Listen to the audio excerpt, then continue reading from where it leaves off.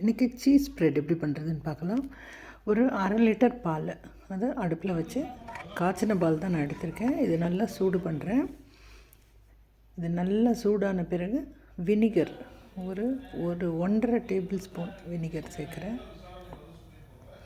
இது கொஞ்சம் திரியிற அளவுக்கு நீங்கள் பார்த்துக்கிட்டிங்கன்னா போதும். திரியிற அளவுக்கு ஊற்றுங்க. அதுக்கப்புறமா கிளறும் போதே அது நல்லா திரியும் போது நம்ம உடனே இது இறக்கிடணும். நம்ம பன்னீர் பண்ணுறதா இருந்தால் ரொம்ப நேரம் விட்டு இதை கெட்டியாக்குவோம். இப்போ சீஸ் ஸ்ப்ரெட் பண்ணுறதுனால சீஸுன்றதுனால நம்ம கொஞ்சம் சீக்கிரமாகவே ஆஃப் பண்ணிவிட்டு இதை வடிகட்டிடணும். இது நான்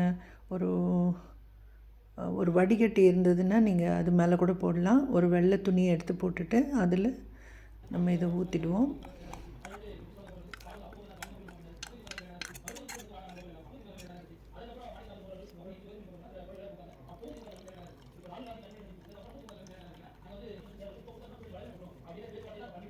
இது நான் சின்ன பாத்திரமாக வச்சுருக்கேன். அதனால் தண்ணி ரொம்ப சீக்கிரம் ஃபில்லப் ஆகிடுது.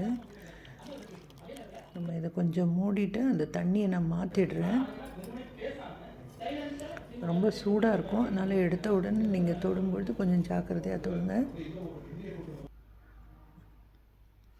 ரொம்ப சூடாக இருக்குது.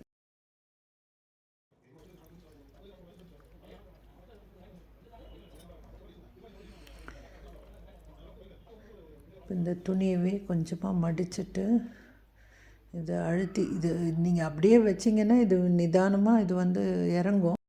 கொஞ்சமாக பால் வெண்ணெயும் சேர்க்கணும். நான் வீடியோ எடுக்காமல் விட்டுட்டேன். அதனால் திருப்பியும் நான் அது காட்டுறேன். ஸோ இந்த வடிஞ்சதை போட்டுடலாம்.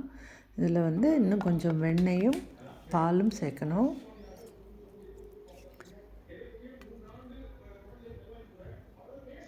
இது நமக்கு கொஞ்சம் ஸ்ப்ரெட்டுன்றதுனால ஸ்ப்ரெட் பண்ணுறக்கூடிய அளவாக இருக்கணும். ரொம்ப கட்டியாகவும் இல்லாமல் கொஞ்சம் தண்ணியாகவும் இல்லாமல் இருக்கணும். இப்படி வச்சிங்கன்னா தான் ஃப்ரிட்ஜில் கொஞ்சம் நாளைக்கு வரும். ஸோ இது நம்ம சீஸ் ஸ்ப்ரெட்டாக யூஸ் பண்ணிக்கலாம்.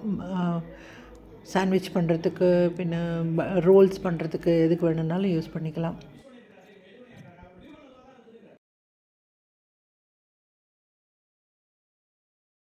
டோஸ்ட்டுக்கு யூஸ் பண்ணலாம். அப்புறம் கிராக்கர்ஸ் அந்த பிஸ்கட் மாதிரி பண்ணுவோம் இல்லையா, அதுக்கு பண்ணலாம்.